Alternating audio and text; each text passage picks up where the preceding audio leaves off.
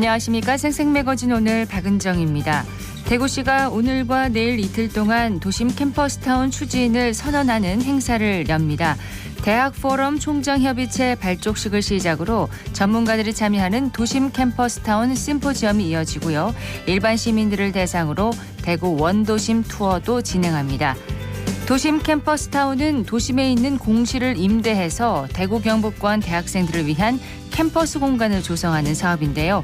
12개 대학들이 참여해서 공동 기숙사와 대학 통합 강의실, 공동 기자재 공간과 학습 연구 공간 등을 만들고 운동시설과 커뮤니티 공간, 편의시설 등 젊은 층의 유입을 이끄는 다양한 시설까지 조성해서 대학 간 전공 간의 시너지 효과를 높이는 겁니다. 전국에서 처음으로 도입되는 사업이라고 하는데요. 이 도심 캠퍼스타운, 지역대학의 경쟁력을 높이고 침체한 동성로에도 활기를 불어넣어 주기를 기대해 봅니다. 11월 3일 금요일 생생매거진 오늘입니다. 먼저 안동과 포항 울릉 연결해서 그곳의 소식과 날씨 듣겠습니다. 안동입니다. 11월인데 늦더위가 기승입니다. 어제는 가을의 낮 기온치고는 평년보다는 6도에서 10도 가까이 높았는데요. 오늘도 안동은 평년 기온을 웃돌면서 일교차가 크게 벌어지겠습니다. 다만 주말인 내일부터는 비 소식이 있습니다. 비는 내일 새벽 북부권부터 내리기 시작해 점차 확대되겠습니다. 야외 활동하실 때 주의해 주시길 바랍니다. 영주의 자랑인 수령 300년의 수능 바른의 소나무가 서울로 반출된 걸로 확인됐습니다. 사라진 나무는 마을 주민들의 그늘이 되어주고 전국의 사진작가들이 출사를 올 정도였는데요.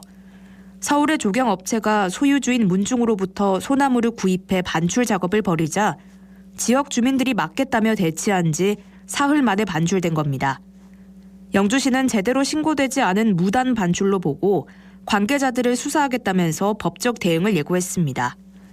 앞서 영주시는 소나무의 소유주인 A 문중 대표에게 10차례가 넘는 사업 중지 명령과 산지 전용신고 취소 통지를 바 있는데 산지 전용 신고는 실제 농사를 짓는 농업인만 할 수 있고 허가의 경우 주변 경관을 해칠 우려가 있거나 보전 가치가 높은 수목의 이동을 제한할 수 있습니다. 마을을 지켜주던 소나무를 하루아침에 잃어버린 주민들은 허탈감을 감추지 못하고 있는데요. 영주시는 특별사법경찰이 관련자를 조사한 뒤 검찰에 넘길 예정이라고 밝혔습니다. 지금까지 안동이었습니다. 이어서 포항입니다. 늦가을이 무색하게 어제 경주의 기온이 무려 29.4도로 11월 기온으로는 역대 최고를 기록했습니다. 오늘도 경북 동해안은 평년 기온을 크게 웃돌겠는데요. 아침 최저 기온 16도로 출발해서 낮 최고 기온은 26도까지 오르겠습니다. 다가오는 주말에는 전국에 비 소식이 있는데요. 다음 주 월요일까지 길게 이어지겠고 비가 그치고 나면 기온이 크게 떨어지겠습니다. 포항을 대표하는 겨울철 별미죠. 구룡포 과메기가 본격 출하되고 있습니다. 바닷바람에 얼었다 녹았다를 반복하면서 특유의 고소하고 쫀득한 맛을 내는 구룡포 과메기는 각종 영양소의 보고로 손꼽히는데요.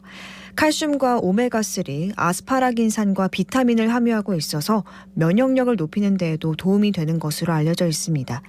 포항시는 침체된 어촌과 어업인의 생계에 도움을 주기 위해 행정력을 집중하고 있는데요. 수산물 안전성 우려를 해소하기 위해 포항시 수산물 품질관리센터에서 미생물과 방사능 등을 검사하기로 했고요. 규격화된 출하 체계를 확립하기 위해서 건조용 스테인리스 대차와 진공 포장기, 포장재를 지원합니다. 또 인력 확보에 어려움을 겪는 수산물 가공업체를 위해서 외국인 계절 근로자를 도입해 일손도 지원하기로 했습니다. 한편 오는 18일부터 이틀간 구룡포 마라광장 일원에서는 제24회 포항 구룡포 과메기 축제도 열리는데요.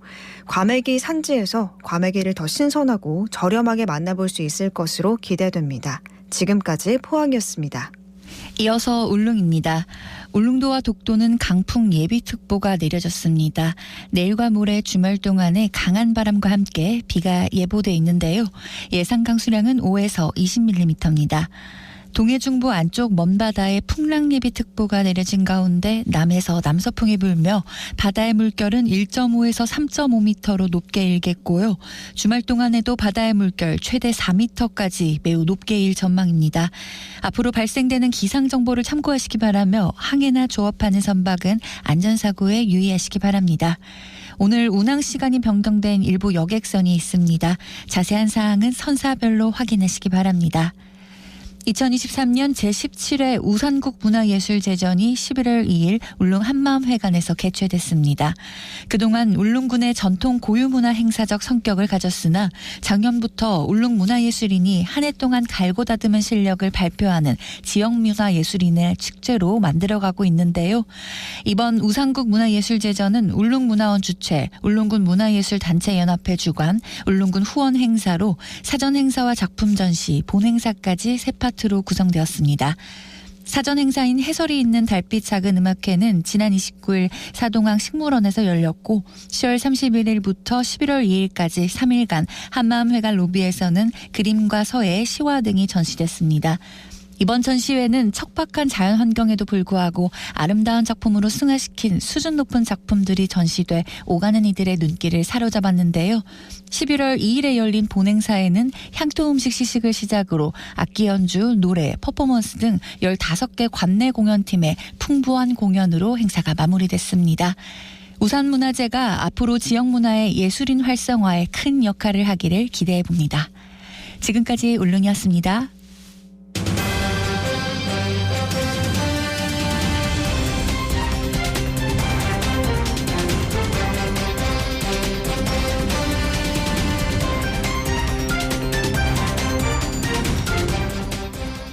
알아두면 좋을 세법과 일상생활에 자주 사용은 하지만 실수하기 쉬운 세금 문제를 쉽고 재밌게 알려드립니다. 똑똑한 세금 생활, 세금 박사 용렬 씨에게 물어보아요. 최용렬 세무사와 함께합니다. 어서 오세요. 네, 안녕하세요. 네, 오늘 쉽게 풀어주실 세금 이야기는 뭔가요? 네. 요즘에는 부모의 재산을 자녀에게 물려줄 때 현금이나 부동산을 직접 물려주는 것이 아니라 지속적으로 이익을 취할 수 있는 기회를 물려주려고 애쓰는 경우가 많은데요. 네. 예를 들어서 큰 이익이 예상되는 재산을 이익이 발생하기 전에 미리 자녀에게 증여하거나 취득하게 하고 추후에 재산에서 발생한 이익을 자녀에게 전부 귀속시키려는 시도를 많이 하고 있습니다. 부동산 개발이 예정되어 있는 땅을 미리 자녀들이 취득하게 하거나 상장이 예정되어 있는 비상장 주식을 미리 증여하는 경우가 여기에 해당되는데요. 네. 이러한 편법 증여를 막기 위해 만들어진 증여 규정에 대해서 함께 살펴보도록 하겠습니다. 보통 증여를 할 때 그 세금을 내잖아요. 네. 그런데 증여를 하고 난 후에 가치가 올라갔을 때 거기에 대해서도 또 세금을 낸다는 얘기를 하시는 거죠? 네, 맞습니다.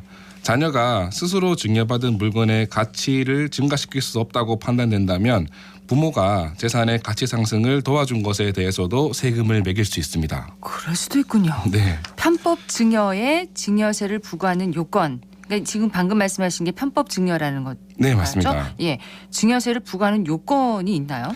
네, 요건은 크게 3가지 정도인데요. 첫째는 증여받은 사람이 혼자 힘으로 가치 증가 행위를 할 수 있는지 여부를 판단하고요. 두 번째는 재산을 취득하는 방법이 내부 정보를 이용하는 것과 같이 특수한 경우. 세 번째는 이렇게 취득한 재산이 5년 안에 재산 가치가 증가한다면 거기에 대해 증여세를 부과하도록 하고 있습니다. 예. 자, 첫 번째 요건. 증여받은 사람이 혼자 힘으로 가치 증가 행위를 할 수 있는지 여부를 판단한다. 이 요건부터 좀 자세히 살펴볼까요? 네. 증여를 받는 사람은 직업이나 나이, 재산 상태 같은 것을 종합적으로 봐서 혼자 힘으로 해당 행위를 할 수 없다고 인정되는 자에 해당하여야 하는데요. 네. 부모에 의해서 모든 사업이 주도적으로 행해지고 자녀의 역할이 없거나 미미하다면 단순히 직업이 있거나 미성년자가 아니라고 하더라도 종합적으로 판단했을 때 혼자 힘으로 가치 증가 행위를 할 수 없다고 판단합니다. 이럴 때는 편법 증여라고 판단한다는 네, 거죠. 맞습니다. 그러니까 자녀 역할이 전혀 없는데 네, 증여를 그렇죠. 받았을 경우에. 네. 예. 두 번째로 재산을 취득하는 방식에 대한 요건은 어떤가요? 네, 스스로 가치 증가를 할 수 없는 사람이 예. 특수한 관계에 있는 사람으로부터 재산을 직접 증여받거나 기업의 내부 정보를 이용해서 재산을 취득하는 경우, 또 특수 관계인으로부터 자금을 빌려서 재산을 취득한 경우라면 변칙 증여에 대한 증여세 대상으로 판단을 하고 있습니다. 여기서 문제가 되는 몇 가지를 살펴보면 재산을 직접 증여받는 경우에 증여세 대상이 되기 때문에 네. 재산을 직접 주지 않고 간접적으로 재산을 증여하는 방법을 선택할 수 있는데요. 예를 들면요. 예를 들어 가치 증가가 예상되는 주식을 직접 주는 것이 아니라 그 주식을 취득할 수 있는 현금을 증여해 준 다음에 주식을 취득하게 하는 경우에도 세금을 매길 수 있는지가 문제가 됩니다. 이런 경우에 판례에서는 간접적인 형태를 취한 것일 뿐이고 주식을 증여하는 것과 실질이 동일하기 때문에 증여세 부과 대상에 해당한다고 판단하고 있습니다. 네. 그래서 현금을 증여한 시기와 주식을 취득한 시점이 가깝다면 증여세 부과 대상이 될 수 있기 때문에 더욱 주의가 필요합니다. 그러면은 이 주식을 취득할 수 있는 그런 현금 적은 돈은 아니겠죠. 그렇죠. 그 현금을 증여했을 때 연결해서 보는 거군요. 네, 맞습니다. 편법 증여라고 보는 거네요. 네네. 예. 내부 정보를 이용해서 재산을 취득하는 것은 구체적으로 어떤 경우에 해당합니까? 네, 특수관계에 있는 사람으로부터 기업에 관한 내부 정보를 제공받아 관련된 재산을 유상으로 취득한 경우에 해당되어야 하는데요. 여기에서 중요한 것은 정보가 일반인에게 공개가 되어 누구든지 쉽게 취득할 수 있는 정보인지가 중요합니다. 특히 사업이 폐쇄적으로 운영되고 있거나 일가족이 주식의 100%를 보유하고 있다면 이때는 기업의 내부 정보를 제공했다고 볼 수 있습니다. 네, 누구든지 쉽게 취득할 수 있는 정보가 아닌 경우겠네요. 맞습니다. 그런 경우에 편법 증여를 보는 본다. 겁니까? 네. 이렇게 취득한 재산의 가치가 증가하는 경우 세금 부과 대상이 된다라고 말씀을 하셨는데 이 부분을 좀 구체적으로 짚어주세요. 네, 재산 가치 증가 사유란 부동산의 경우에는 개발 사업의 시행이나 인허가 사업을 하는 경우가 대표적인 경우고요. 비상장 주식의 경우에는 상장을 하는 경우가 여기에 해당됩니다. 네. 여기에서 주의할 점이 세법에서는 개발 사업에 대한 구체적인 정의를 내리지 않고 있어서 많은 혼란이 있었는데요. 얼마 전까지 판례에서는 개발 사업을 개발이익 환수법에서 정의하고 있는 개발 사업을 의미한다고 범위를 제한하였습니다.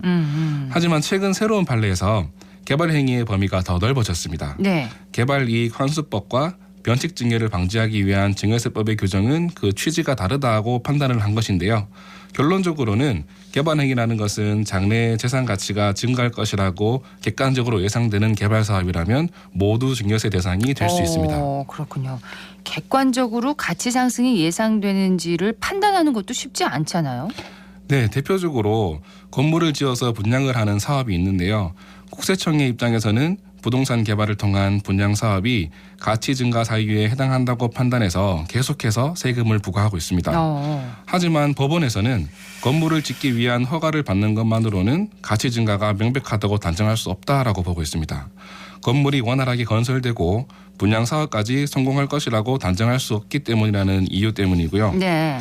또 국세청에서는 개발이라는 사전적인 의미를 토대로 정부의 승인을 요구하는 진입장벽이 높은 사업으로서 인허가가 필요한 기술의 신뢰를 위해서 장기간 사업 진행 과정을 거친 공장의 완공은 미래 수익을 객관적으로 예상할 수 있는 행위로 보고 있지만 판례에서는 공장을 완공한 것은 제품 생산을 위하여 개별적으로 공장 건축을 신축한 것에 불과하기 때문에 증여세법상 재산 가치 증가 사유에 해당하지 않는 것으로 판단하고 있습니다. 자, 그렇게 이제 정리를 해보면 개발 행위에 대한 범위를 국세청보다 법원에서 좀 더 제한적으로 보고 있다고 볼 수 있는 거네요. 네, 맞습니다. 증여를 하고 5년 안에 재산 가치가 증가해야 하는데 그 기준이 되는 날은 그럼 언제를 말하는 건가요? 네, 재산 가치의 증가 사유가 발생한 날은 각자의 상황에 따라서 다른데요. 부동산을 먼저 살펴보면 개발 사업의 경우에는 개발 구역으로 지정되어 고시된 날, 형질 변경의 경우에는 형질 변경 허가일, 공유물 분할의 경우에는 분할 등기일, 허가 사업의 경우에는 해당 인허가일을 기준으로 하고 있고요. 주식의 상장이나 합병의 경우에는 주식의 상장일이나 법인의 합병 등기일을 기준으로 하고 있습니다. 네. 기준이 되는 날도 조금씩 다르네요. 네, 맞습니다. 네. 이런 변칙적인 증여에 대해서 세금 계산은 어떻게 할 수가 있나요? 네, 재산 가치 증가액 전체에 대해서 세금을 부과하지는 않고요. 네. 해당 재산의 현재 가치에서 통상적인 가치 증가분과 본인의 가치 상승을 위해 지출한 부분은 제외하고 세금을 부과하고 있습니다. 현재 해당 재산의 가치가 얼마인지 평가하는 방법부터 좀 살펴보겠습니다. 네. 현재 시점에 재산의 평가는 증여세법상 가치평가 방법에 따르게 되어 있는데요. 유사한 사례가 있어서 매매나 감정평가가 있는 경우에는 그 금액에 따르게 되고 이런 금액이 없는 경우에는 나라에서 공시한 고시가격으로 평가를 하게 되어 있습니다. 하지만 실제 거래 금액과 다르게 고시가격에는 가치 증가분이 반영되지 않는 경우가 많아서 이럴 때는 고시가 없는 것으로 보고 관할 세무서에서 절차에 따라 평가를 새로 내리고 있습니다. 통상적인 가치 상승분을 그러면 어떻게 계산할 수가 있나요? 네, 기업 가치의 실질적인 증가로 인한 이익과 연평균 지가 상승률, 연평균 주택 가격 상승률, 그리고 전국 소비자 물가 상승률을 고려해서 네. 해당 재산의 보유 기간 중에 정상적인 가치 상승분에 상당하다고 인정되는 금액으로 계산하고 있습니다. 가치 상승에 기여한 부분은 뭐 어떤 비용을 말하는 겁니까? 네, 개발 사업을 위해서 형질 변경이나 인허가 비용, 건축 비용과 같이 재산 가치를 증가시키기 위해 지출한 금액을 제외해주고 있습니다. 예. 자, 이렇게 가치 상승분이 계산이 되면 모두 이제 증여세를 다 내야 되나요? 다행히 이 규정은 재산 가치 증가 사유로 인해서 일정한 기준 이상의 이익을 얻어야만 세금을 내도록 하고 있는데요. 예. 재산 가치 상승분이 통상적인 가치 상승분보다 30%가 넘는 경우에만 과세를 하고 있습니다. 그렇군요. 재산 가치 증가에 따른 증여세 과세 문제를 오늘 짚어주셨는데 추가적으로 좀 알아두면 좋을 부분이 있다면요. 네, 세법에서는 거짓이나 허위로 신고하는 것처럼 부정한 방법으로 증여세를 감소시켰다고 인정되는 경우에는 특별 관리를 하게 되는데요. 특별 관리요? 네, 맞습니다. 예. 이렇게 부정한 방법으로 인정되는 경우에는 특수한 관계가 없는 사람을 통해서 재산을 취득했다고 하더라도 증여세 부과 대상에 해당하고요. 추가적으로 재산을 취득한 날부터 5년이라는 기간을 없는 것으로 보고 있습니다. 따라서 이런 경우에는 5년이 지나더라도 과세될 수 있다는 점을 알아두시면 좋겠습니다. 아, 특별 관리에 들어가면은 5년 지나도 과세를 하는 건가요? 네, 맞습니다. 오, 그렇군요. 네. 또 뭐 일반적인 증여와는 다르게 취급하는 부분이 몇 가지 있는데요. 일반 증여의 경우에는 증여받은 자녀가 세금을 내지 못하는 경우에 부모가 연대해서 세금을 납부할 책임을 지게 되는데 네. 변칙 증여에 따른 증여에 대해서는 연대하여 납부할 의무를 지지 않고요. 일반 증여는 증여일로 10년 이내에 증여한 다른 재산과 합산해서 세금을 계산해야 하지만 변칙 증여의 경우에는 합산 배제 증여 재산으로 분류되기 때문에 다른 증여 재산과는 별개로 개별적으로 증여세를 계산하도록 되어 있습니다. 뭔가 좀 더 엄중하게 관리한다는 그런 네, 느낌이 특별하게 듭니다. 관리를 하고 있습니다. 특별하게 관리를 하네요. 네. 재산가치 증가에 따른 증여세 과세 문제 오늘 짚어봤습니다. 지금까지 최용렬 세무사였습니다. 고맙습니다. 네, 감사합니다.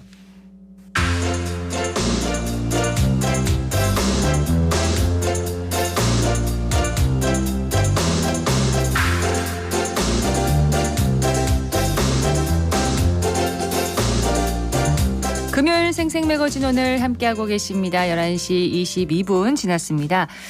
여성주의적 시각에서 영화를 해석하고 여성을 비롯한 사회적 약자와 더불어 살아가는 문화를 만들기 위한 영화제가 열리고 있다고 합니다. 현장 윤가영 리포터 다녀왔다고요? 네, 그렇습니다. 중구에 위치한 롯데시네마 프리미엄 만경관에서는 2023 대구 여성영화제가 진행되고 있습니다. 어제부터 시작해 토요일까지 열리는 이번 영화제는 시민들을 위한 영화 축제장으로 만들어 모든 영화가 무료로 상영됩니다. 그렇군요. 네, 다만 좌석이 한정돼 있어 선착순으로 표를 발매하고 입장하는데요. 간이 매표소에는 영화제를 관람하러 온 관객들로 줄을 길게 서기도 했습니다. 그렇군요. 관객들의 이야기 들어보시죠. 예전엔 그랬는지 모르겠지만 지금은 여성 감독 영화를 찾아보는 사람들도 있고 예전 같지 않다고 생각해요. 어떤 여성주의 작가들이나 여성주의 그 감독들이 있기 때문에 뭐 성별을 나눠서 보거나 하진 않지만 그 감독만의 어떤 시각이라든지 이런 게 있다고 생각해요. 제가 첫 회 여성영화제 왔을 때 왜 여성영화제인지 알았어요. 남자가 저밖에 없었어요. 다 여자분들밖에 없더라고요. 근데 지금은 보면 뭐 스태프들도 남자분들 계시고 관람 오시는 분들도 남성분들이 많아지셨더라고요. 그래서 인식도 많이 바뀐 것 같고 그렇게 남성영화제, 여성영화제 나눌 건 아니지만 뭐 여성영화제라고 해서 남성들이 오면 안 되는 것 아니니까 와서 보면 딱 나눠져 있지 않다는 걸 영화를 보면 알 것 같아요. 저는 여성 영화제 한다고 친구가 얘기해줘서 오게 됐고 셋째 날에 그 여성의 나이 들매 대하여라는 이 작품을 보고 싶긴 한데 특히 여기 정옥이라는 영화 그 배경으로 갱년기를 보내고 있는 여성분에 대한 이야기인데 제가 갱년기 관련해서 논문을 쓴 적이 있고 여기 관련해서 정보를 많이 못 얻고 계시는 분들이 많아서 이런 문화적으로도 이런 정보를 얻을 수 있는 기회가 있으면 좋겠다는 생각이 좀 들었습니다.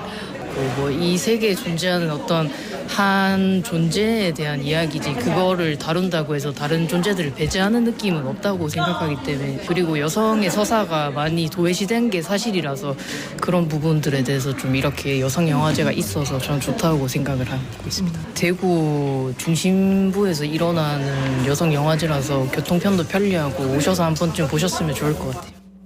여성 감독이 만든 또 여성의 이야기를 담은 영화가 이 영화제 기간 내내 이제 상영이 되는 거죠? 네, 이 첫날인 어제는 기후위기와 에코페미니즘을 담은 영화를 상영했고요. 오늘은 여성의 나이듦과 다양성을 주제로 잡았습니다. 또 내일은 임신을 주제로 한 단편 초청작과 한국 첫 여성 영화 감독인 박남옥을 주제로 한 다큐멘터리가 상영되는데요. 네. 이 박남옥 감독 탄생 100주년을 맞아 작은 기획 전시도 현장에서 열리고 있습니다. 이 전시에 대한 이야기 담아왔고요. 이어서 이번 영화제에 참여한 영화 감독도 만나보시죠. 네, 이번 기획 전시는 한국 첫 여성 영화 감독 박남옥 감독 탄생 100주년을 맞이하여 3가 영화를 재조명하려고 만들었습니다. 박남옥 감독이 아쉽게도 미망인 이후에는 작품을 더 이상 내지 못하셨는데 마지막까지 또 나는 하루라도 더 살고 싶다. 우리나라 여성 영화인들이 좋은 작품을 만들고 세계로 진출하는 것을 보고 싶다라고 말씀하셨습니다. 시민들께서 이 기획 세션을 관람을 하시고 나서 대구라는 지역에서 한국 첫 여성 영화 감독이 탄생했다는 사실에도 굉장히 신기하시기도 하시고 지금을 살아가는 여성들이 당시에 박남옥 감독의 영화나 그 삶을 보시고 많은 힘을 얻으시는 것 같았습니다. 네, 안녕하세요. 저는 영화 순이 연출자 이채연입니다. 영화 순이는 중년 여성 백순이가 라떼아트에 도전하는 과정을 담고 있는데요. 그 과정 속에서 이름부터 성격까지 반대되는 선배를 만나고 가족과 일에 밀려 백순이에 위치했던 자신의 삶과 우선순위를 돌아보는 이야기입니다. 작품과 관객분들이 만날 수 있는 기회가 생겨서 너무 기뻤고 특별히 도시가 대구인 점과 테마가 여성이라는 점이 되게 뜻깊었던 것 같습니다. 대학은 인서울로 가라고들 하지만 영화제는 멀수록 매력 있다고 생각합니다. 이 영화는 실화를 바탕으로 만들어졌는데요. 어머니 백순이에 대해 생각하면서 지금의 순이가 될 수 있었을 99만큼의 가능성을 떠올렸습니다. 저희 어머니가 그중 커피를 만드는 순이를 해낸 것처럼 여러분들도 나의 새로운 가능성을 탐색하고 시도까지 해보는 과정을 맛보는 건 어떠냐고 제안하고 싶었습니다. 저희 팀은 모든 부서의 장들이 여성으로 구성되어 있었는데요. 먼저 스태프를 하고 싶다고 연락 온 친구들을 모으다 보니까 자연히 이렇게 됐던 것 같고 그래서 더 똘똘 뭉쳐서 만들 수 있었던 것 같습니다. 이렇게 좋은 취지를 가진 영화제가 중단된다는 것은 관심과 지원의 문제일 것이라 생각해서 부디 잘 유지돼서 내년에 또 올 수 있기를 바랄 뿐입니다. 대구 여성영화제가 한동안 중단됐었죠. 네. 예, 이번엔 다시 열리는 거네요. 네, 2012년부터 11년 동안 이어져 왔습니다만 운영난으로 잠시 중단됐다가 다행히 이번에 계명대 여성학 연구소가 맡아 개최하게 됐습니다. 네. 우리 사회에서 목소리를 내지 못하는 사회적 약자의 삶을 대구 시민과 나눌 수 있는 영화 축제의 장인 만큼 지속적인 지원이 필요하지 않을까 생각되는데요. 마지막으로 2023 대구 여성영화제일 담당자의 목소리로 정리해드립니다. 대구 여성영화제 프로그래머 이니윤 채령이라고 하고요. 대구 여성영화제는 차별이 차이가 되지 않는 그런 사회를 위해 영화로 시민들과 함께 공감하고 성평등에 대한 이야기를 나눌 수 있는 그런 장을 만들고 싶다라는 기획에서 시작되게 되었습니다. 지역에서 이제 11년 동안 진행됐던 영화제가 없어진다는 소식을 듣고 나서 서울을 제외하고 지역에서 유일한 여성학과다 보니까 우리가 이걸 받아서 좀 학술적으로 결부시켜서 시민들에게 알리는 일을 지속했으면 좋겠다. 이런 이제 교수님이라든지 연구원들의 의지가 컸고요. 그 과정에 이제 저희 연구진들 중에 이전에 대구 여성영화제에서 활동을 했던 분들이 있어서 자연스럽게 이어지게 되었습니다. 대구 여성영화제는 이전에 11년 동안 또 많은 시민들의 지지와 후원이 있었기 때문에 가능했습니다. 올해는 주최 단위가 대학 내 연구소로 바뀌면서 영화진흥위원회라든지 여러 민간단체의 지원을 받기가 곤란한 상황이 되었습니다. 그렇지만 많은 시민들이 영화제가 이어지는 걸 응원해 주셔서 올해는 후원금을 모아서 진행을 할 수 있었는데 사실 내년, 내후년 계속 영화제가 지속될 수 있을지는 확실하지 않은 상황입니다. 그래서 많은 분들이 영화제에 대한 애정과 관심을 가져주시고 영화제에 다양하게 참여를 해주시면 이후 10년, 20년 계속 대구 지역에서 여성영화제가 확장되어 갈 수 있을 거라 기대합니다. 네, 오늘 오후 2시에는 우리의 모양은 하나가 아니야 라는 주제로 3편의 영화가 상영됩니다. 오늘은 2023 대구 여성영화제 소식 전해드렸습니다. 네, 윤가연 리포터 잘 들었습니다. 고맙습니다.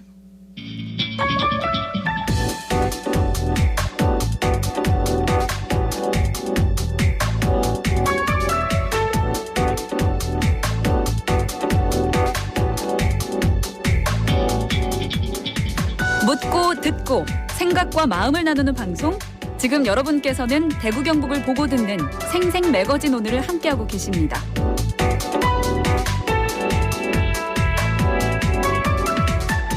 11시 30분 지났습니다. 기자의 눈으로 지역의 현안과 이슈를 들여다봅니다. 영남일보 서민지 기자와 함께합니다. 어서 오세요. 네, 안녕하세요. 자, 오늘은 어떤 얘기를 해볼까요? 네, 대구시 수돗물에서 발암 물질이 검출됐다는 일각의 주장이 나온 가운데 대구시는 적극 반박하고 나섰다는 소식을 살펴보려고 합니다. 예, 대구시에 공급되는 수돗물의 일부에서 발암물질이 검출됐다 이런 주장이 나오고 있는데 이 주장부터 좀 살펴볼까요? 네, 경향신문의 보도에 따르면 맹승규 세종대 건설환경공학과 교수가 10월 26일에 열린 한국물환경학회와 또 대한상하수도학회 공동포럼에서 발표한 내용에서 이런 내용이 담겨 있습니다. 예. 맹 교수는 대구와 고령군의 수돗물 총트리 할로메탄 농도를 측정한 결과 기준치를 최대 1.7배까지 넘어섰다고 밝혔습니다. 기준치의 1.7배를 네. 넘어섰다. 구체적인 수치는 어느 정도나 되나요? 네, 대구시의 경우에는 낙동강에서 취수하는 정수장 2곳에서 수돗물을 공급받은 8개 지점 중 4개 지점에서 총트리 할로메탄 기준치 즉 리터당 0.1mg을 넘어선 0.105에서 0.129mg 농도가 나타났습니다. 네. 기준치를 넘지 않은 4개 지점의 농도도 0.076에서 0.087mg을 기록했습니다. 고령군의 경우에는 낙동강에서 취수하는 정수장에서 수돗물을 공급하는 8개 지점 모두에서 기준치를 초과하는 0.106에서 0.17mg이 기록됐습니다. 네. 자, 그 어디에서 채취한 건가요? 뭐 기준이 있나요? 네, 맹 교수가 이끈 연구진은 지난 8, 9월에 해당 지역 상가와 마을회관, 학교, 또 공원 등에서 수돗물을 채취했다고 하는데요. 네. 다만 해당 지역 주민들이 지나친 공포심을 가질 것을 우려해서 구체적인 측정 지점을 밝히지는 않았습니다. 그러니까 올해네요. 올해 8월에서 네, 9월에 걸쳐서 네. 해당 지역은 정확하게 밝히지 않았지만 상가나 마을회관, 학교나 공원, 그러니까 일반 시민들이 자주 이용하는 네, 곳입니다. 맞습니다. 거기서 수돗물을 채취했다고 이렇게 밝혔는데 여기서 자주 나오는 물질이 총트리할로메탄이라는 거예요. 이게 뭔가요? 네, 총트리 할로메탄은 수돗물을 소독하는 과정에서 발생하는 그 소독 부산물이자 발암 물질입니다. 환경부와 국립환경과학원의 먹는 물 수질 기준 해설서에 따르면 이 물질은 발암성을 고려해 정해진 최초의 수질 항목입니다. 그 정수작물을 수도관으로 옮기는 과정에서 농도가 높아지는 경향이 있습니다. 예. 수돗물 안전을 위해서는 염소 소독이 필수이기 때문에 수돗물에 상존할 수밖에 없는 물질이기도 한데요. 염소가 물속 유기 물질, 그러니까 오염 물질과 만나면 총트리 할로메탄 같은 부산물이 발생합니다. 우리나라는 총트리 할로메탄 기준을 0.1 ppm으로 삼고 있지만 미국은 0.08, 독일은 0.05, 또 네덜란드는 0.025 ppm 등 기준을 우리나라보다 보다 엄격하게 관리하고 있습니다. 그렇군요. 연구진이 대구와 고령을 연구 지역으로 삼았다고 했잖아요. 그 이유가 따로 있나요? 네, 대구와 고령군은 같은 지역 내에서도 수돗물 취수원이 낙동강과 인근의 댐 또 하천으로 나뉩니다. 그렇기 때문에 취수 지점의 수질에 따른 수돗물의 총트리 할로메탄 농도를 비교할 수 있다는 겁니다. 예. 아까 연구진이 그 낙동강 취수 정수장에서 수돗물을 공급받는 지점의 그 총트리 할로메탄 농도를 말씀드렸었는데요. 이렇게 기준치를 넘어선 지역들은 모두 낙동강에서 취수한 물을 정수해서 공급을 받습니다. 이곳들에 비해서 인근 가창댐과 운문댐 등에서 취수한 정수장 2곳에서 물을 공급받는 10개 지점의 총트리 할로메탄 농도는 기준치의 절반 정도로 나타났습니다.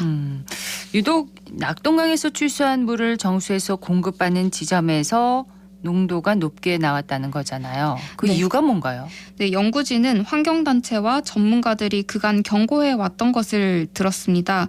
환경단체와 전문가들은 4대강 사업 직후부터 오염된 낙동강물을 식수 수준으로 정수 처리하려다 보니까 지나치게 많은 소독물질이 투입되면서 인체에 악영향을 끼치는 소독 부산물이 수돗물에 포함될 거라고 경고를 해왔습니다. 자, 대구시가 곧장 반박하고 나섰습니다. 네, 대구시 상수도 사업본부는 다음 날인 10월 27일에 자료를 내고 낙동강 수계 정수장에서 생산하는 수돗물인 정수 및 또 수도꼭지 수돗물에 대해서 매월 그 총트리 할로메탄 농도를 검사 중이라면서 현재까지 먹는 물 수질 기준을 초과해서 검출된 바가 없다고 해명했습니다. 네, 그러니까 대구시 입장에서는 모든 결과에서 기준치 이내라고 말하는 거죠? 네, 그렇습니다. 그 본부는 하절기 특별 관리를 위해서 주 1회 이상 실시한 검사 결과 역시 모주 기준치인 리터당 0.1mg 이내라고 했습니다. 다만 올해 총트리 할로메탄 농도가 다소 높아졌던 이유는 8월 그 강무에 의한 유기 유입이 많았기 때문이고 예. 이는 최근 10년 중 가장 높아진 수치라고 했습니다. 정수 기준 최고 0.071mg이었다고 하는데 그럼에도 불구하고 기준치 이내였다는 주장입니다. 평상시에 이 농도 저감을 위한 노력도 지금 병행하고 있나요? 네, 상수도 본부는 수돗물 총트리 할로메탄 농도 저감을 위해서 표준 정수 처리 공정에 더해 오존 또 활성탄 처리를 도입한 상태라고 밝혔습니다. 또 염소 투입 지점을 중염소로 변경해서 염소 사용을 최소화하는 등 그 고도 정수 처리 공정을 단계별로 집중적으로 관리하고 있다고 설명을 했습니다. 네. 또 그런가 하면 대구시 상수도 사업본부 수질연구소는 2일에 환경부가 수여하는 먹는 물 분석 최우수 기관상을 수상했다고 적극적으로 홍보하기도 했습니다. 아, 환경부에서 이제 그 먹는 물 분석 최우수 기관상으로 네. 예, 대구시 상수도 사업본부가 이제 수상을 했다. 네. 그럼 어떤 점을 높게 인정받은 건가요? 상수도 사업본부에 따르면 수질연구소는 1992년부터 먹는 물 수질 검사 기관으로 인정받아서 대구 수돗물의 안전성을 검사를 해왔는데 네. 그 노하우로 연구소는 국가기술표준원 한국인정기구로부터 국제공인시험기관으로 인정을 받았고요. 또 미국 ERA가 주관하는 국제숙련도 먹는 물 분야 시험에서도 4년 연속으로 최우수 분석기관으로 선정됐다고 합니다. 그 상수도 사업본부는 그러면서 그 수질연구소가 이번 수상으로 명실상부 국내외 최고의 먹는 물 분석기관으로 떠오르게 됐다 이렇게 자평을 했는데요. 다만 이렇듯 적극 홍보하고 나선 게 이번 논란과도 무관하지 않을 거라는 해석이 나옵니다. 그러니까 물 분석 기관으로 인정을 받아서 환경부로부터 상까지 받았다 이렇게 네. 주장을 하고 있는 건데 홍보를 하고 있는 건데 네. 자 시민단체가 대구시에 제대로 된 대책을 지금 촉구하고 나섰다면서요? 네, 10월 31일에 낙동강 네트워크와 대구 시민단체 연대회의가 대구시청 동인청사 앞에서 기자회견을 열고 민, 관, 학이 함께 참여하는 대책기구 마련과 또 안전한 수돗물에 대한 정부 차원의 대책을 마련하라고 요구를 했습니다. 예. 특히 강호열 낙동강 네트워크 공동대표는 이날 기자회견에서 낙동강 유역 국민들은 2등 국민이냐 이렇게 반발하면서 눈길을 끌었는데요. 강 대표는 그 낙동강 유역 국민은 발암물질을 먹어도 된다는 말이냐면서 종합적인 조사와 근본 대책을 통해서 수돗물에 대한 안전한 대책을 세울 것을 강력하게 촉구한다고 했습니다. 자, 대구시가 이제 해명을 내놨잖아요. 이에 네. 대해서 시민단체 반응은 어떻습니까? 시민단체는 계속적으로 수돗물과 관련된 의혹 제기가 있는데도 정작 대구시는 매번 안심하라는 말만 하면서 해명에만 급급하다는 입장입니다. 이들은 총트리 할로메탄은 정수장에서 미생물과 같은 유기물 억제를 위한 염소 투입에 따른 소독 부산물로 잔류 염소 반응 시간이 늘어날수록 소독 부산물이 증가하는 경향이 있다면서 예. 정수장에서는 기준치 이내라도 가정집 그 수도꼭지에서는 기준치를 초과할 수 있다는 우려가 계속됐다고 지적했습니다. 또 대구시 해명 자료에서는 총트리 할로메탄 농도가 국내 기준치를 넘지 않았었지만 해외 다른 나라 기준에서는 기준치가 이미 넘어섰다고 꼬집었습니다. 그러면 시민단체가 원하는 해결 방법은 뭔가요? 기본적으로 극단적인 수질 오염은 고도 정수 시스템과 같은 그런 기술 관리주의만으로는 해결하기 어렵다는 주장입니다. 네. 오히려 이번 수돗물 발암물질 논란의 배경에는 낙동강 녹조 문제가 있다고도 주장하는데요. 4대강 보를 개방해서 고인물을 흐르게 하는 것이 강의 자연성을 회복시킬 수 있는 가장 확실하고 안전한 방법이라는 거죠. 네, 최근 한화진 환경부 장관이 그 반대로 4대강 보 설치 이후에 환경적으로 개선됐다 이렇게 주장하지 않았습니까? 네, 그렇습니다. 국회 환경노동위원회가 지난달 27일에 환경부 등을 대상으로 해서 종합감사를 진행했는데요. 당시 더불어민주당 우원식 의원이 환경부가 2018년 보 설치 후에 수생태계 건강성이 악화됐었지만 2021년에 보 개방으로 수생태계 건강성이 개선됐고 또 녹조가 감소했다는 보고서를 냈다면서 그런데 올해 환경부는 보 설치 이후 토종 물고기 종 다양성 지수가 증가했다고 하는데 이게 정반대의 보고서를 낸 것이 아니냐라고 문제 제기했습니다. 네. 이에 대해서 한화진 환경부 장관은 4대강 보 설치 후 생물 다양성이 늘어났다는 게 과학적으로 맞는 내용이라면서 정명 방박했습니다. 자, 이렇게 보 개방에 대해서도 의견이 엇갈리고 있는데 맹승규 교수팀이 제시한 해결 방법도 있겠죠? 네, 맹 교수는 발표에서 시민들의 식수 안전을 위해서 취수원을 옮기거나 광변 여과 취수 방식을 택해야 된다고 주장했습니다. 네. 수돗물에서 총투리 할로메탄 농도를 낮추는 방법은 강물을 깨끗하게 해서 염소 소득을 줄이는 것이지만 이는 단기간에 할 수 없기 때문에 가장 쉽게 고를 수 있는 대안은 취수원을 바꾸는 것이라는 겁니다. 자, 어떤 해석이 맞느냐의 문제와는 별개로 수돗물 안전 반드시 지켜져야 하는 부분 아니겠습니까? 네, 기온 상승 등 기후 위기가 심화되면서 이런 우려가 더 커지고 있는 것으로 보입니다. 전문가들은 기온이 높은 시기에 수도 검사 등 조사를 하는 등으로 그렇게 제도를 바꾸는 것도 우려를 불식하는 방법으로 고민해 볼 수 있다고 말하는데 여러 가지 의견 수렴을 통해서 모두가 안심할 수 있는 방안을 함께 찾아야겠습니다. 대구 수돗물 안전성 논란에 대해서 오늘 얘기를 나눠봤습니다. 영남일보 서민지 기자였습니다. 고맙습니다. 네, 감사합니다.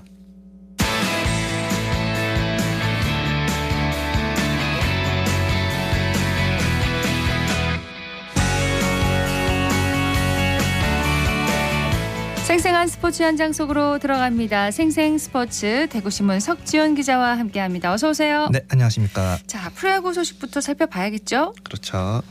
네, 이제 NC가 이제 월요일부터 시작된 KT와의 플레이오프에서 2승 1패로 지금 유리한 고지를 점한 상황입니다. 그렇습니다. 이 과정에서 NC가 구단 올해 최다 연승 기록도 세웠어요. 네, 그렇습니다.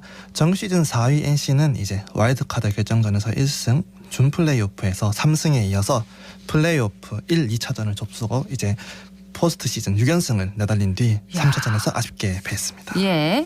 네, 이로써 NC는 이제 한 해 최장 연승 기록을 이제 치열한 가을 무대에서 경신하는 진기록을 썼는데요.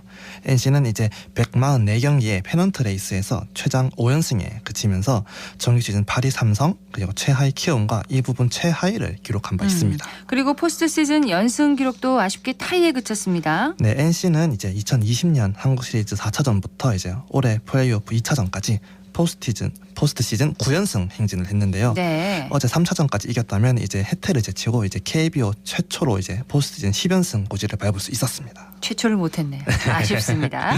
자, 그리고 NC가 지금 KBO 리그 최초의 정규리그 4위 팀의 한국 시리즈 우승도 노리고 있습니다. 네, 그렇습니다. 이제 앞서 이제 90년에 삼성, 이제 96년에 현대, 2002년에 LG, 2003년에 SK, 그리고 2013년과 2021년에 두산이 정규리그 4위 팀으로서 이제 한국 시리즈에 올랐는데 이제 우승컵까지는 들지 못했습니다.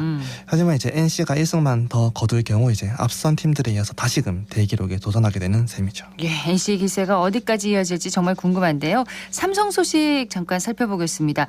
올해 삼성이 지명한 신인들이 경산 볼파크에 입주를 했다면서요? 네, 이제 삼성은 지난 1일 수요일 2군 구장과 이제 선수단 숙소가 있는 경산 볼파크에서 올해 드래프트에서 지명된 신인 선수 10명과 육성 선수 계약을 맺은 3명 등 총 13명의 선수들의 신인 선수 오리엔테이션을 진행했습니다. 신인 오리엔테이션 하면 뭐 어떤 내용으로 진행이 되나요? 네, 이제 또 구단 역사와 시설 소개부터 시작을 해서 이제 선수로서 갖춰야 될 소양, 뭐 팬 서비스의 중요성, 트레이닝 방법과 방향 등을 안내했다고 합니다. 뭔가 이론 교육 같습니다. 뭐 수업 비슷하게 진행됐다고 하더라고요. 네, 그리고 이 자리에는 이제 선수들의 부모님도 함께했습니다.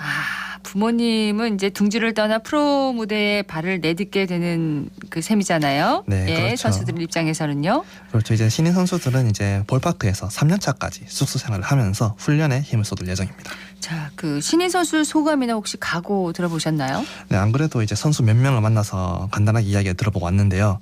1라운더 투수 이제 육선엽 선수랑 이제 2라운더 투수 박준용 선수, 그리고 이제 4라운더긴 하지만 이제 구단에서 세 번째로 뽑은 투수 정민성 선수까지 3명을 만나봤습니다. 각오가 남다르던가요? 어떻습니까? 네, 안 그래도 이제 세 선수와 대화를 나눠봤는데 세 선수 각각의 모든 목표가 분명하고 자신의 생각을 정확하게 표현하는 게 좀 인상 깊었습니다. 네. 또 세 선수의 목표가 각자 좀 다른 것도 흥미로웠고요. 목표가 다 다른가요? 네. 네. 이제 우선 육선엽 선수는 이제 국내에서 이제 자신의 각오답게 발전시켜서 메이저리그 진출을 희망하고 있었습니다. 메이저리그라니 포부가 확실히 남다릅니다. 네, 그렇죠. 이제 제가 몇 년째 삼성을 이제 취재하고 있지만 지명된 이제 신인 선수들 입에서 메이저 진출 입 밖으로 직접 내뱉은 선수는 이제 처음이었던 것 같습니다. 이제 그리고 또 묘하게 선수의 분위기가 이 선수라면 가능할 수도 있겠다라는 또 생각이 또 드는 것도 좀 흥미로웠습니다. 말하는 대로 된다잖아요. 그렇죠. 예. 구단 입장에서 살짝 좀 당황하긴 했겠습니다. 그렇긴 했죠.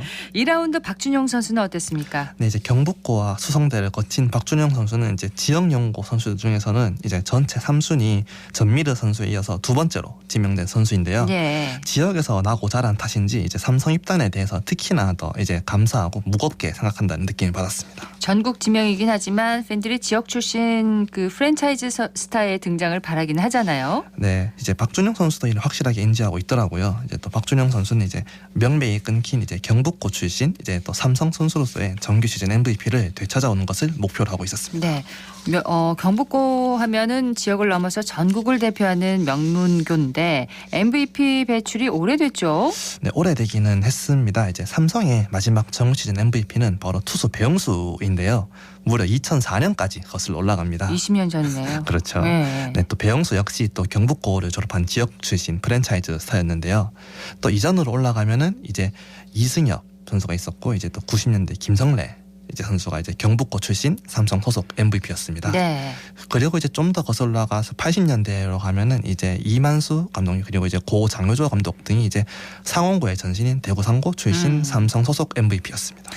그 삼성이 우승을 많이 했잖아요. 그렇죠. 그런데도 MVP 수상자가 오래도록 좀 나오지 않긴 했어요. 네, 그렇습니다. 이제 현재 10구단 중에서 이제 한 번도 MVP를 배출하지 못한 LG를 제외하면은 MVP 수상자 배출이 가장 오래된 구단이 삼성입니다. 그렇군요. 자, 이런 상황에서 리그 MVP를 목표로 하는 신인 정말 기리대가 됩니다. 네, 그렇죠. 이제 저도 이제 다 같은 삼성 선수긴 하지만 지역 출신이라서 그런지 아무래도 준용 선수한테 더 좀 눈길이 가긴 했습니다. 자, 4라운더 정민성 선수의 얘기를 들어봤나요? 네, 이제 또 최근 TV 프로그램에 등장해서 이제 주가가 오른 정민성 선수는 이제 뭐 트레버 바우어, 뭐 윌리엄스, 이제 체프먼 등 메이저리그들을 이제 롤모델로 하고 있었는데요. 이와 함께 내년 프로 무대에 대비해서 신인왕을 목표로 하고 있었습니다. 예, 메이저리거 또 MVP, 신인왕 이렇게 다양한 목표가 꼭 이뤄지기를 기원합니다. 자, 이어서 프로축구 소식을 살펴보겠습니다. 대구FC가 파이널 A 두 번째 경기에서도 승리하지 못했네요. 네, 그렇습니다. 이제 대구는 이제 지난달 29일 일요일 울산에서 열린 이제 K리그 35라운드 이제 울산 현대와의 원정 경기에서 0대2로 패했습니다. 경기 좀 정리를 해주시죠. 네, 대구는 이날 또 전반 초반 이제 고재현 선수가 결정적인 기회를 잡았지만 이를 성공시키지 못하면서 리드를 잡는 데 실패했습니다. 이 탓에 전반을 0대0으로 마친 대구는 이제 공격적인 선수 교체로 득점을 노렸지만 오히려 후반 23분 선제골을 내줬고 이후 또 경기 종료 직전 추가골까지 내주면서 0대2로 패했습니다. 대구가 그러면 올해 울산을 상대로 한 번도 못 이긴 건가요? 네, 그렇습니다. 이제 대구는 올해 울산의 1무 3패라는 부진한 성적으로 승점 1점 획득에 그쳤습니다. 그렇군요. 현 시점에서 대구와 다른 팀들과의 승점 차는 어느 정도 납니까? 네, 이날 패배로 대구는 승점 49점에 머무르게 됐는데요. 또 이제 승점 57점으로 3위에 자리한 광주와는 8점 차. 그리고 이제 승점 53점인 4위 전북과는 4점 차, 그리고 승점 52점의 5위 인천과는 3점 차입니다. 그러면은 대구의 목표였던 아시아 챔피언스 리그 진출 어떻게 되는 겁니까? 뭐 자력 진출의 가능성은 이제 완전히 사라졌고 이제 남은 3경기에서 광주가 3패, 그리고 이제 전북이 승점 5점 이하, 이거 인천이 6점 이하로 획득을 해야 됩니다. 네. 당연히 대구는 무조건 다 이긴다는 전제하고요. 다 이겨야 되고 다른 팀이 좀 못해야 되는군요. 현실적으로 좀 어렵다는 얘기네요. 이제 그렇죠. 사실은 이제 시즌 첫 목표가 파이널 A 진입이었던 만큼 지금의 성적으로 마무리하더라도 대구로서는 충분히 성공적인 시즌을 보냈다고 할 수 있을 것 같습니다. 6이면 뭐 나쁜 성적은 아닙니다. 그렇죠. 이제 강등 걱정 안 해도 되는 거에 만족을 해야 되죠. 지난 시즌만 하더라도 이제 파이널 B에서 강등 뭐 거의 직전까지 갔었으니까요. 예. 이번 주 대구 경기가 없습니까? 네, 이제 내일 오후 2시 15분 이제 포항에서 포항과 전북의 이제 FA컵 결승전이 열리는 관계로 이번 주 정규리그 경기는 진행되지 않습니다. 자, FA컵 결승전은 어떻게 점칠 수 있을까요? 그래도 이제 지난주까지 선두 경쟁을 펼쳤던 포항이 그래도 조금 더 유리하지 않을까 생각하고 있습니다. 네, 대구가 한 주 쉬는 동안 재정비를 잘 마치면 좋겠습니다. 자, 프로농구 소식으로 넘어가겠습니다. 한국가스공사가 시즌 첫 승을 따냈습니다. 네, 대구한국가스공사 페가수스 농구단은 이제 일요일 홈팬들 앞에서 서울 SK나이츠를 상대로 극적인 역전승을 거두면서 시즌 첫 승을 따냈습니다. 네, 이날 승리가 강력 감독 대행의 감독 데뷔 첫 승이기도 하다면서요? 네, 그렇습니다. 이제 지난 컵 대회에서 감독 데뷔전을 치른 강력 대행은 이제 서울전 승리로 이제 5경기 만에 프로 데뷔승을 거뒀습니다. 감회가 남다르겠네요. 네, 아무래도 이제 강력 감독은 이제 승리 후 인터뷰에서 그래도 이제 선수들에게 공을 돌리는 또 겸손한 모습을 보여줬습니다. 네, 지금 강력호 순위는 어느 정도 됩니까? 네, 가스공사는 또 지난 화요일 삼성전 패배로 1승 3패에 빠졌는데요. 리그 1승에 그친 가스공사는 이제 고향 선호와 함께 리그 초반에서 이제 리그 하위권을 형성하고 있습니다. 네, 성적이 그리 좋지만은 않습니다. 그래도 좀 긍정적인 면을 찾아봐야겠죠. 네, 국내에 복귀한 니콜슨이 이제 첫 시즌과 다를 바 없는 활약을 펼치고 있다는 것이 그나마 긍정적으로 보입니다. 네, 니콜슨이 활약을 하고 있군요. 네, 이제 니콜슨은 이제 지난 21일 홈 경기부터 이제 3경기에 출전했는데요. 3경기에서 모두 30득점 이상을 올리는 득점력을 선보였습니다. 특히 지난 일요일 이제 홈 SK전에서는 이제 경기 종료 직전 이제 1점 뒤진 상태에서 극적인 역전 결승 3점 슛을 성공시키면서 팀의 첫 승을 이끌기도 했습니다. 네, 자 여전히 공격력에서는 빼어난 모습을 보여주고 있습니다. 네, 그렇죠. 여기에 또 가스공사의 창단 첫 신인 신승민 역시 적극적인 수비와 이제 과감한 인사이드 공략 등 기량이 일취월장한 모습을 보여주고 있다는 점도 이제 고무적입니다. 네, 이번 주 가스공사 경기가 있습니까? 네, 이제 가스공사는 오늘 오후 7시 대구체육관에서 이제 원주 DB와 경기가 예정돼 있고요. 이틀 뒤 일요일 오후 4시에는 마찬가지로 홈에서 안양 정관장을 상대합니다. 그리고 이제 9일 목요일 수원 KT 아레나에서 수원 KT와 원정 경기를 치를 예정입니다. 네, 한 주간의 스포츠 소식을 종합해 드렸습니다. 대구신문의 석지은 기자였습니다. 고맙습니다. 네, 감사합니다.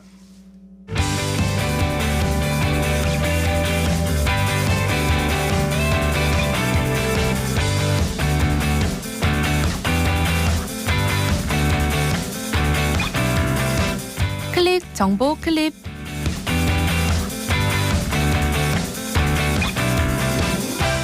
오늘부터 11월 9일까지 일주일간 포항문화예술회관과 포항시 일원에서 포항음악제가 열립니다.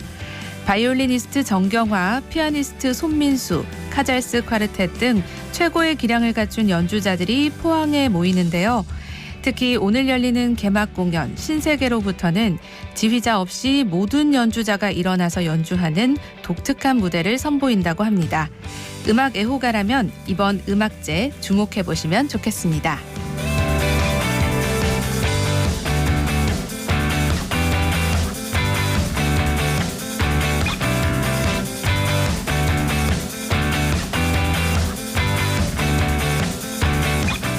대구 중구에 있는 양령시 한의학박물관 광장에서 내일 오전 11시부터 오후 5시까지 2023 방방골목 문화장터 플리마켓이 열립니다. 이번 행사는 양령시 일원의 도시재생 뉴딜 사업의 일환으로 진행되는데요.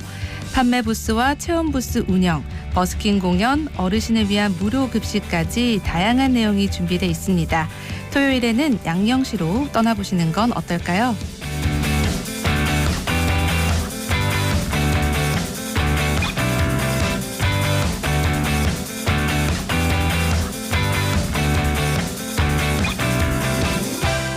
포항 구룡포 과메기 문화관에서는 11월 한 달간 다양한 체험을 할 수 있습니다.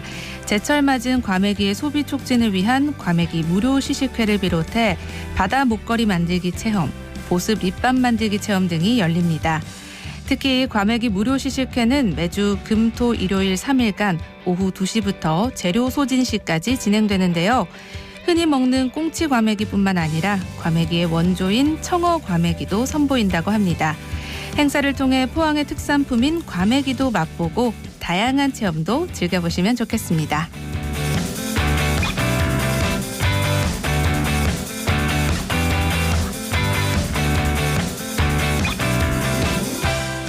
오늘부터 이번 주 일요일까지 3일간 예천군 한천체육공원에서 2023 예천 축산물 소비촉진 행사가 열립니다. 이번 행사에서는 축산물 무료 시식과 예천한우 할인 판매가 이루어지고요. 구이터에서는 예천한우를 숯불에 직접 구워 먹으며 통기타 등 가을에 어울리는 공연도 즐길 수 있습니다. 예천 농산물 축제와 함께 진행되는 이번 행사에 많은 분들이 찾아서 축산 농가에도 힘을 보태면 좋겠네요.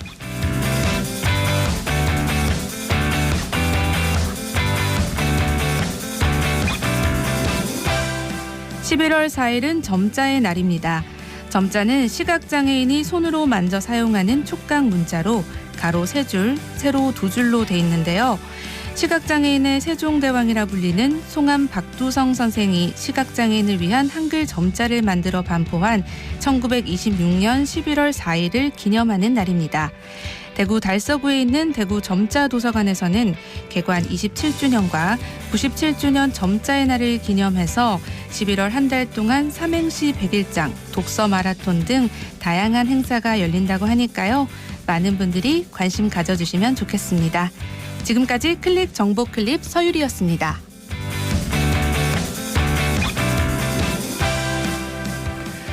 대구경찰청이 전국 18개 시도 경찰청 가운데 112 현장 대응력이 가장 우수한 곳으로 선발됐습니다.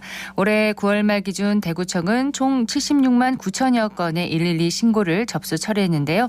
지난해 같은 기간에 비해서 신고 건수만 17% 늘었지만 신고 후 접수 처리 시간은 9초, 전국 평균 12초보다 3초나 빨랐다고 합니다.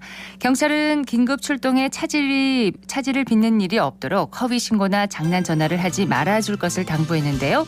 시민의 비상벨 역할을 하는 112가 제 역할을 할 수 있도록 시민 모두의 협조가 필요해 보입니다. 생생매거진 오늘 여기까지입니다. 박은정이었습니다. 고맙습니다.